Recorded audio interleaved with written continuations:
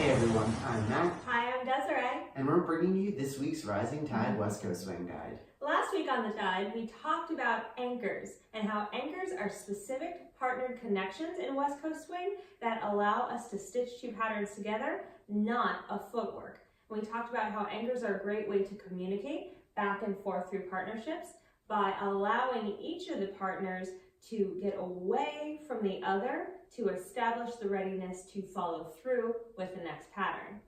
But today on the guide, what we're talking about is when to kind of break the rules and, for musicality's sake, float the anchor. When to do that and how, coming right up. So, talking about how to do it first. The idea is very simple behind a floating anchor. All we do as a leader is, instead of using the full triple step of the end of the pattern, or our 5 and 6 for our 6 count, to anchor, we kind of borrow a little bit of time and then we anchor very quickly at the end. So if I'm doing my sugar push, instead of a normal anchor, 3 and 4, 5 and 6, I float the anchor for 5 and 4, 5 and then very quickly anchor on 6 to establish the connection. So for followers, our rules of the road are the same essentially as a regular anchor. We're thinking of being that boat at the end of an effective anchor and stretching all the way until the connection allows us to maintain elasticity away.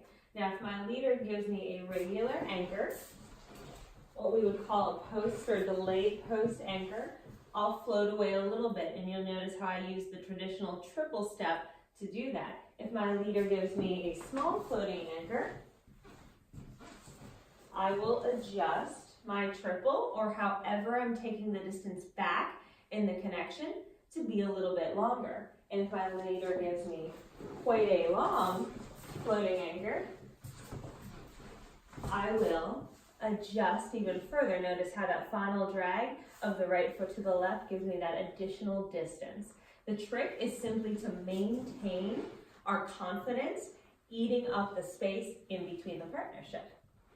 Floating anchors are a great way to accent musicality, especially a little bit more soft accents. So if there's something like a minor phrase change where it kind of blends together, a floating anchor is a great way to show off that you hear that.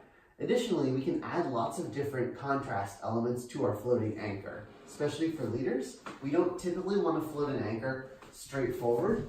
That has kind of the look that our followers pulled us over and we weren't quite ready for the connection. So we can add things like rotation, acceleration, and level change to a floating anchor to make it look intentional, which also helps with the musicality. Not as critical for you followers to look like you know what you're doing, but you can always play along and mirror what your leader is doing. Showing that one time on push break. 2, 3, and 4, 5, and 6.